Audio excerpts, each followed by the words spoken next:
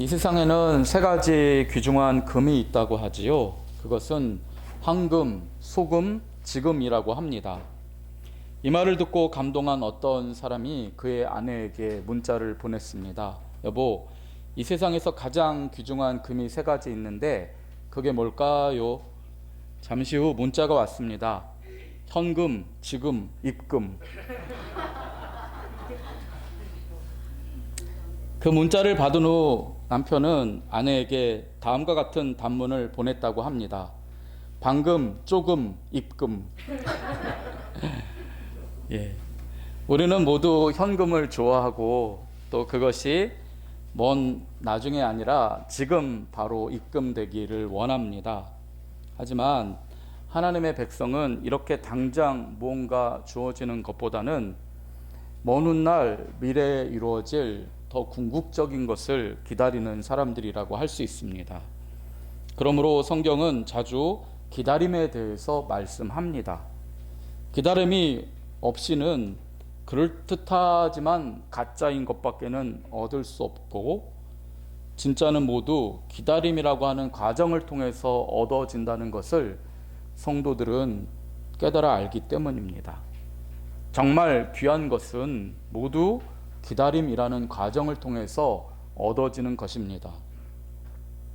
제가 중학교 2학년 때에 학생중앙이라는 잡지가 나왔습니다. 초등학교 다닐 때까지는 소년중앙이라는 잡지를 재미있게 봤는데 중학교에 올라갔더니 학생중앙이라는 잡지가 있다는 것입니다. 하지만 아쉽게도 저희 동네 서점에는 그 책이 들어오지 않았습니다. 그래서 서점에 주문해 놓고 매일 찾아갔습니다. 오늘 학생중앙 나왔어요?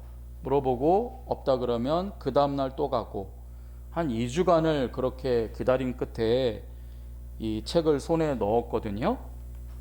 그 기다림 끝에 넣은 책이라 그런지 아주 소중히 여기면서 책을 봐서 그때 읽은 내용들이 아직도 기억이 납니다.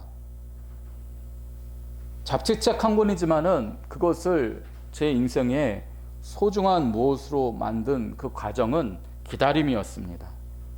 기다림이 없으면 아무리 그럴듯한 것도 진짜가 되지 못합니다.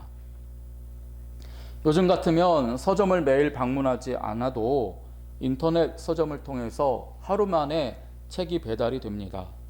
그것도 기다리기 싫은 사람은 전자책으로 지불하면 단숨에 볼 수 있는 세상이 되었습니다. 하지만 그러다 보니 사람들은 점점 책을 보지 않게 되었고 기다리지 않다 보니 점점 감동이 메말라가는 세상을 살아가고 있는 것 같습니다.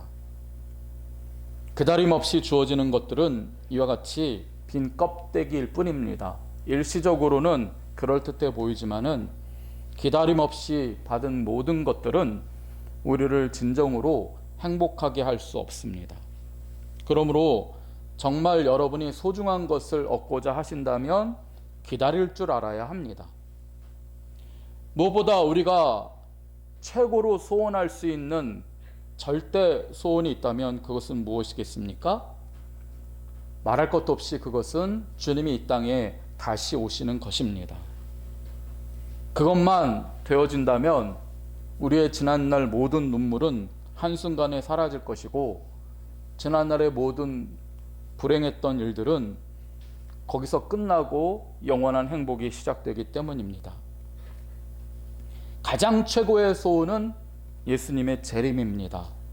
그렇기 때문에 이 가장 좋은 것을 얻기 위해서 인류는 지난 2000년 동안이나 주님의 재림을 기다려온 것입니다. 가장 소중한 것이기에 기다리는 시간이 그만큼 긴 것이리라 봅니다. 여러분, 우리나라 인삼이 좋은 것은 다들 아시지요? 중국 쌈과 비교할 때 우리나라 쌈은 사포닌 함량이 월등해서 품질이 좋답니다. 그런데 이 중국 쌈과 우리나라 쌈은 모양이 거의 비슷해서 여간한 전문가가 아니면 중국 건지 우리나라 건지 모를 정도라고 합니다. 그래서 누가 속이려고 하면 중국산을 비싼 값으로 속아서 사는 경우도 있다고 합니다. 그러면 모양도 똑같고 크기도 똑같은 중국 쌈과 우리나라 쌈의 효능이 이렇게 차이가 나는 이유는 무엇일까요? 그것은 기다림에서 옵니다. 중국 쌈은 키운 지 3년만 되면 벌써 커서 시장에 내다 팔 수 있다고 합니다. 하지만 우리나라 인삼은 최소한 5년을 기다려야 합니다. 6년근이라고 해서 6년 이상 기다린 뒤에 얻는 쌈은 더 효능이 좋다고 합니다. 똑같지만 기다림이 있는 우리나라 쌈이 훨씬 효능이 좋고 진짜인 것입니다. 그러기에 코리아라고 하는 우리나라를 가리키는 이 말도 고려시대의 인삼이 세계적으로 알려지는 바람에 우리나라가 고려, 즉 코리아입니다. 그럴 정도로 우리나라 인삼이 좋은데 그 비결은 다른 것 아니라 기다림에 있었습니다. 그런데요, 인삼보다 좋은 것은 산삼이죠. 산삼이 이렇게나 좋은 이유는 무엇이겠습니까? 결정적인 요인은 다른 여러 가지 이유가 있겠지만 오랜 시간 기다림이 있기 때문이라고 봅니다. 인삼 중에 좋은 삼은 6년 기다린 6년근이라지만 산삼은 6년이 뭡니까? 100년 된 산삼은 애기 산삼이고요. 어떤 산삼은 200년, 300년 묵은 것도 있답니다. 그런 산삼은 값을 매길 수 없을 정도로 귀하다지요. 그것 보십시오. 가치가 있는 것일수록 기다리는 시간도 그만큼 깁니다. 그러므로 예수님이 다시 오실 날을 우리가 이토록 오랫동안 기다리는 것은 그만큼 우리가 이후에 얻게 될 은혜가 크다는 것을 증명한다고 봅니다. 기다립시다. 평생 기다리면 더 좋은 것을 얻습니다. 오늘 본문을 보시면 기다리는 일에 이골이 난 두 직업이 소개됩니다. 농부와 선지자입니다. 농부와 선지자는 공통점이 없어 보이지만 딱 한 가지 공통점이 있는데 그것은 누구보다 기다린다는 것이 무엇인지 잘 안다는 것입니다. 다국적 기업의 농업 마케팅 담당자가 한 이야기입니다. 이분이 유기농으로 키운 농산물을 확보하기 위해서 전국의 농부들을 만나러 다녔다고 합니다. 그러면서 당신이 키운 유기농 농산물을 시세보다 훨씬 비싸게 사줄 테니까 전량 우리 회사에 파시오라고 제안을 했는데요. 의외로 이 제안을 따르는 농부가 거의 없어서 깜짝 놀랐답니다. 국제적인 기업의 이사이며 마케팅 담당자인 이 사람은 농부를 깔봤답니다. 농사꾼이라며 깔봤는데 이번 기회를 통해서 농부에게는 세상 사람들에게 없는 자부심이 있다는 사실을 알게 되었다고 합니다. 농부는 자부심이 있습니다. 단순히 돈을 벌기 위해 농사를 짓지 않습니다. 자신이 하는 일이 어떤 돈이나 경제적 가치로 따질 수 없는 소중한 일이라는 확신을 가지고 농사를 짓는 것입니다. 그렇기 때문에 다국적 기업이 자신이 소중히 키운 그 농작물로 무엇을 하려는지 확신할 수 없는 상황에서 무조건 돈만이 준다고 소중한 자신의 농작물을 팔 수는 없다는 것입니다. 그런 농부가 대부분이었다는 것입니다. 그러다 보니 이 마케팅 담당자는 농부들이 대부분 복권을 사지 않는다는 사실도 알게 되었다고 합니다. 로또 집 앞에 몰려들지 않는다는 거예요. 땅을 일구고 씨를 뿌려 싹이 트는 그 과정을 기다린 후에 그 기다림의 끝에 정말 보람을 찾는 것이 농부의 일이 아닙니까? 그러한 삶을 사는 농부의 입장에서는 기다리지 않고 갑자기 돈이 생기는 로또의 행운이라는 것이 얼마나 하찮은지 잘 아는 것입니다. 호두나무는 7년이 걸려야 첫 열매를 맺고 인삼은 최소 5년이 걸려야 제대로 약효를 냅니다. 농부는 그러한 시간을 기다릴 줄 압니다. 그렇게 반짝인다고 모두 황금이 아니며 이 세상에서 반짝이며 우리를 유혹하는 것들은 모래에 섞인 석영처럼 실제로는 별것 아니라는 사실을 잘 알고 있는 것입니다. 오늘 말씀을 보시면 주님 다시 오실 날을 기다리는 우리들도 농부처럼 그렇게 기다릴 줄 알아야 한다라고 말씀합니다. 그러므로 형제들아, 주께서 강림하시기까지 길이 참으라.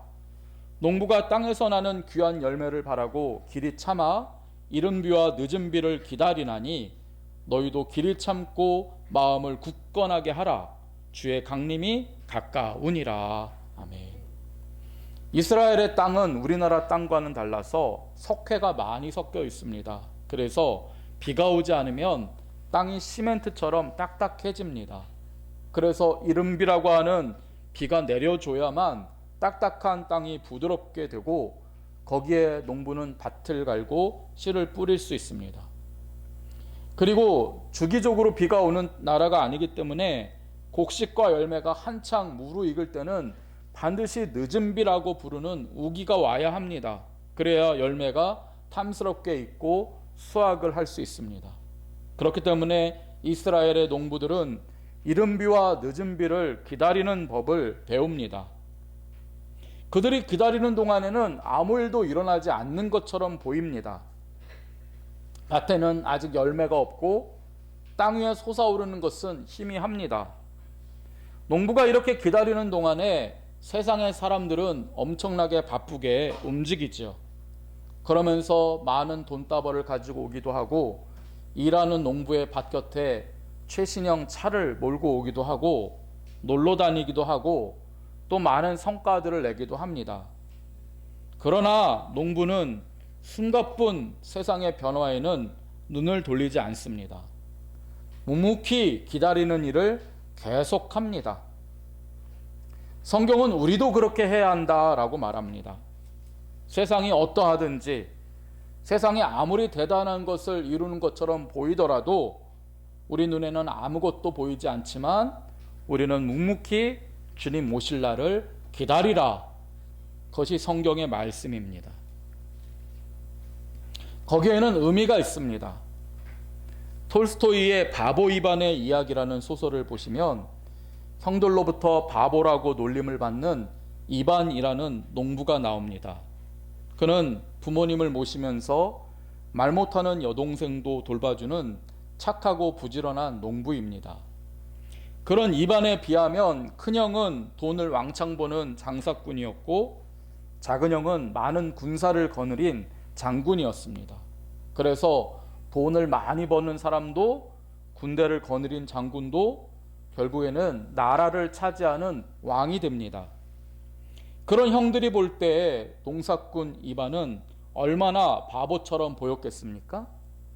형들이 돈과 명예와 인기를 얻는 그 활발한 눈에 보이는 것들을 쌓을 때에 동생은 그저 묵묵히 기다리고 때를 따라 돕는 은혜만을 바라보았던 것입니다. 그래서 저 바보, 저 멍청이라고 생각했는데 나중에 형들은 자신이 얻은 돈과 명예와 인기가 모래 위에 쌓은 성과 같다는 것을 알게 됩니다. 결국 나라도 잃고 재산과 군대도 다 잃고 빈털터리가 되어서 동생 이반이 부모님을 모시고 있는 집으로 들어오게 됩니다. 그때 이반은요, 형들을 나무라는 대신에 따뜻한 음식을 대접하고 또 자신은 기다리기 위하여 밭으로 일하러 나가는 것을 이 소설에서 볼 수가 있습니다. 그러므로 이반은 어리석은 바보가 아니라 바라볼수록 보배의 그 바보였다고 할 수 있습니다. 성도 여러분, 예수 믿는 사람도 어쩌면 이런 바보 같은 삶을 살아가는 중이라고 할 수 있습니다. 세상은 우리를 이해할 수 없습니다. 그렇기에 잘 나가는 사람들일수록 예수 믿는 사람을 비웃고 조롱합니다. 오신다는 예수가 도대체 언제 온다는 거냐? 하늘의 벼락이라도 몇 번 떨어지면서 온다는 기미를 보여준다면 모르겠는데 아무 일도 일어나지 않지 않느냐 합니다. 하지만 우리는 바보스러운 농부처럼 묵묵히 기다립니다. 그 기다리는 삶이 믿음의 증거입니다. 믿음이 없으면 기다릴 수 없어서 우리도 팔랑팔랑 세상을 향하여 이리저리 뛰어다닐 수밖에 없습니다. 그런데요, 그렇게 묵묵히 기다리다 보면 주님도 오실 것이고 우리도 주님께로 갈 것이지만 그것만이 아닙니다. 그렇게 묵묵히 기다리고 믿음의 자리를 지키다 보면 주님 대신 세상의 헛된 것들을 쫓던 사람들이 망하는 그날 우리에게로 돌아올 것입니다. 소망을 잃고 위로할 때를 찾을 수 없을 때에 그들은 묵묵히 주님을 기다리는 우리를 찾아올 수밖에 없습니다. 왜냐하면 우리가 그들을 위로해 줄 수 있기 때문입니다. 우리가 그들에게 참 안식을 줄 수 있기 때문입니다. 아무리 돈이 많아도 아무리 지식이 뛰어나도 세상 사람들은 이 믿음을 갖지 못했습니다. 하지만 우리에게는 이 믿음이 있습니다. 이 믿음으로 우리는 평생 기다려야 합니다. 또한 기도하기를 우리의 다음 세대들도 대를 이어서 기다릴 수 있기를 간절히 바라야 합니다. 인삼 하나도 6년 기다리고 호두 열매 하나도 얻기 위해서 7년을 기다려야 한다면, 영원한 생명을 얻기 위해서라면 우리 남은 인생 수십 년쯤 못 기다리겠습니까? 기다림의 가치가 충분하지 않습니까? 또한 오늘 말씀은 기다림의 대가로 선지자를 소개하고 있습니다. 본문 10절입니다. 형제들아, 주의 이름으로 말한 선지자들을 고난과 오래 참음의 본으로 삼으라 말합니다. 선지자도 기다림의 대가라는 것입니다. 그런데요, 농부처럼 참으라는 이 말은 세상 사람들이 이리저리 뛰어다니고 유혹하고 시험할 때에 참으라는 그런 말씀이지만은, 선지자처럼 참으라는 이 말씀은 믿는 우리들과의 관계 가운데서 참으라라고 하는 그런 의미를 가지고 있습니다. 왜 그러냐 하면 선지자처럼 참으라고 하는 10절 말씀의 앞구절이 다음과 같이 말씀하기 때문입니다. 형제들아, 서로 원망하지 말라. 그리하여야 심판을 면하리라. 보라, 심판주가 문 밖에 서 계시니라 말씀하고 있죠. 이 말씀에 나오는 형제는 부모 밑에서 같이 태어난 핏줄의 형제가 아닙니다. 이 말씀에 나오는 형제는 믿음 안에서 함께 신앙생활하는 형제 자매를 가리키는 말입니다. 교회 역사를 보시면 형제 자매가 서로 다투는 일이 많았습니다. 우리 교회는 특별한 은혜 가운데서 다투는 일이 전혀 없는데, 역사적으로 보면 교회 안에서 다투는 사람들이 너무 많았습니다. 그 이유는 딱 한 가지입니다. 주님의 기다림에 지쳐서 그런 것입니다. 기다리지 못해서 다툼이 일어난 것입니다. 야고보서는요, 다시 오시겠다고 하신 주님이 하늘로 올라가신 지 30년 뒤에 기록된 책입니다. 예수님이 다시 오신다고 하신 직후에 사람들은 자꾸 하늘을 쳐다보는 습관이 있었습니다. 오신다고 하신 주님이 오늘 오실까? 아니면 내일 오실까 하는 기대감이 그 당시에는 있었기 때문입니다. 그때는 믿음의 형제 자매들이 뜨겁게 서로를 위하고 사랑했습니다. 왜냐하면 주님이 곧 오신다고 생각했기 때문입니다. 주님이 다시 오시면 그냥 오시는 것이 아니라 새 하늘과 새 땅을 이끌고 오실 것이고, 믿음 생활 잘한 우리들은 들림받아서 새 하늘과 새 땅에서 영원히 살게 될 것입니다. 그렇기 때문에 그날을 기대하면서 형제나 자매가 가진 사소한 단점이나 또는 자신과 맞지 않는 부분들을 웃으면서 넘길 수 있었습니다. 비유하자면, 나는 된장찌개를 좋아하는데 저 형제가 김치찌개를 좋아해서 자꾸 김치찌개 먹으러 가자고 해도 그때는 웃으며 따라가 줄 수 있었던 것입니다. 그런데요, 오신다던 예수님은 아무리 하늘을 쳐다봐도 안 오십니다. 그런 세월이 30년이 흘렀습니다. 그러자 믿음의 형제들 사이가 아무래도 처음처럼 뜨겁지는 않게 된 것입니다. 김치찌개만 먹지 말고 내가 좋아하는 된장찌개도 먹자, 그런 말이 나오게 된 것입니다. 그 말을 들은 형제는 말하죠. 오냐, 말 잘했다. 내친 김에 나도 한마디 하자. 너는 왜 교회 청소하는 날이면 매년 배가 아프다고 빠지냐? 너만 아픈 줄 아냐? 나도 아프지만 나오는 거다. 그럼 그 말을 들은 형제는 그래? 나도 말 좀 하자. 그러는 넌 왜 주일 예배에 결석하냐? 너 주일에 어디 절에 가서 불공 드리냐? 뭐야? 해보자는 거야? 이런 식이 되는 것입니다. 주님 앞에 서게 될 날이 오늘이나 내일이라고 생각했을 때는 절대로 하지 않았던 원망과 다툼이 이제 주님이 언제 오실지 모르겠다라고 생각하게 되니 그때부터 마구 쏟아져 나오게 된 것입니다. 더구나 야고보서가 기록된 때는 네로 황자의 박해가 극심하던 때였습니다. 오신다는 예수님은 아니 오시고 그 대신 엄청난 고난이 찾아왔습니다.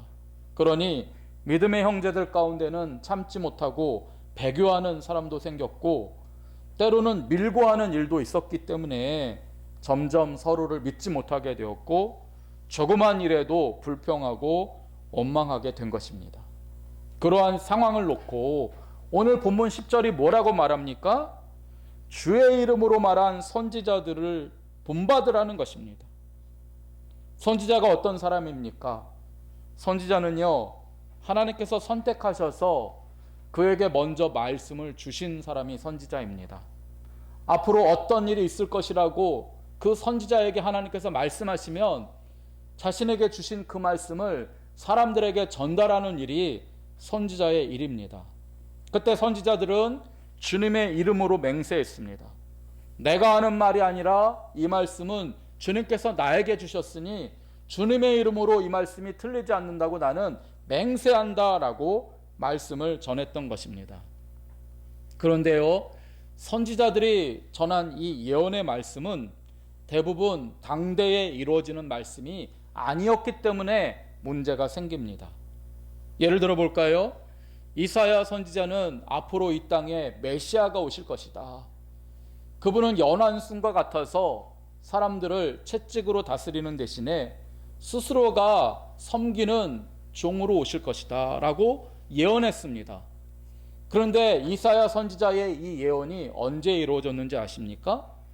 그로부터 800년이 지난 뒤에 예수님이 이 땅에 오심으로써 이루어졌습니다.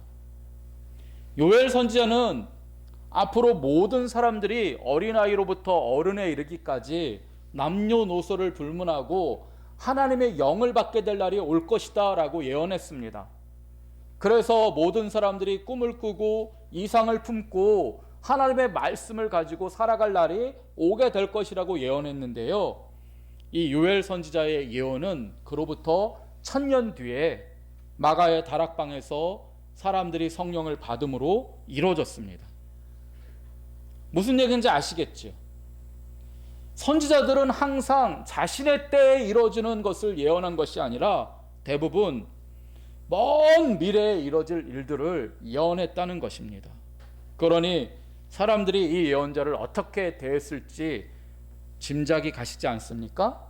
요즘 말로 치면 구라쟁이, 뻥쟁이라고 놀림을 받았습니다. 놀림만 받으면 괜찮죠. 어마어마한 압력을 받고 그런 소리 다시는 하지 말라는 협박도 받았습니다. 게다가 심한 핍박을 받기까지 했습니다. 예를 들어 예레미야 선지자는 그의 조국 남유다가 바벨론의 침공을 받을 것을 예언했습니다. 그래서 바벨론 때문에 망할 것을 예언한 선지자가 예레미야 선지자입니다. 그러나 그는 그 말씀을 전했다가 매국노로 찍혀서 말도 못할 고난을 당해야 했습니다. 그를 특별 감옥에 가뒀는데요, 이 감옥은 왕의 시위대가 정치범처럼 중죄인을 다루려고 만든 특별 감옥이었습니다. 이 감옥은 시위대 뜰에 마련된 닭장이었습니다. 닭 대신 사람을 가둡니다. 너무 좁은 닭장이라 눕지도 못하고 엉거주춤하게 하루 종일 쪼그리고 있어야 합니다. 게다가 낮에는 장렬하는 태양 때문에 온몸이 타들어가고 저녁에는 매서운 추위로 벌벌 떨어야 했습니다. 그래도 예레미야 선지자는 하나님의 약속의 말씀을 전했습니다. 그러자 이번에는 예레미야 선지자를 벌레가 우글거리는 더러운 구덩이에 던져 넣었습니다. 그래도 예레미야는 주님의 이름으로 맹세하며 하나님의 예언을 전달했습니다. 오히려 그 당시에 인기 있는 선지자는 예레미야가 아니고 시드기야라는 선지자였는데요. 시드기야는 하나님의 말씀이라며 그도 하나님의 이름으로 맹세하며 뭐라고 말했냐 하면 남유다가 망할 리 없다는 것입니다. 어떻게 하나님의 백성들이 가득한 이 나라가 망할 수 있느냐? 잠시 어려움은 있지만 주께서 주변 나라들을 다 물리치실 것이다. 이렇게 예언했습니다. 그 말을 들으니 백성들은 누구 말을 더 열심히 들었겠습니까? 예레미야는 구라장이로 멀고 시드기야는 참 선지자라고 추켜 세우는 그런 일이 벌어진 것입니다. 하지만 결국 예레미야의 예언대로 남유다는 망했고 사람들은 바벨론 제국의 포로로 끌려가서 애굽의 노예가 되었던 조상들처럼 노예가 되어야만 했습니다. 오직 그 예언의 말씀을 하나님의 말씀으로 믿고 미리 준비한 사람들만 끌려가지 않고 믿음의 길을 이어갔던 것입니다. 오늘 본문이 뭐라고 말합니까? 주님의 재림을 기다리는 우리들이 선지자를 본으로 삼고 그렇게 참아야 한다라고 말하고 있습니다. 선지자들도 자신에게 주어진 그 약속의 말씀이 당대에 이루어지지 않았지만 굳건하게 그 믿음을 붙들고 견뎌내지 않았느냐 하는 것입니다. 그러므로 주님의 재림을 기다리는 우리들도 이 시대의 선지자처럼 주님 오실 것을 믿고 끝까지 믿음의 삶을 살아가야 한다는 것입니다. 성도 여러분, 그래도 우리는 선지자들이 받은 고난에 비하면 훨씬 나은 삶을 살고 있지 않습니까? 그러므로 믿음의 형제들이 아직 주님 오지 않는 것 같다라고 하여서 이리저리 흔들릴 때에 그때 보이는 허물은 아무것도 아닙니다. 믿음이 있다면 우리는 형제 자매의 그 허물 또는 연약함을 충분히 참아낼 수 있습니다. 들춰내거나 원망하시는 대신에 사랑하고 감싸줄 수 있는 것입니다. 그 믿음을 가지고 살아가야 합니다. 무엇보다 하나님께서는 이 세상을 살아가는 우리에게 기도라고 하는 중요한 도구를 허락해 주셨습니다. 우리는 기도 가운데 기다리던 가운데 주님이 응답하시는 그런 훈련을 받으면서 궁극적인 기도의 제목인 주님의 재림을 기다릴 수 있다는 것입니다.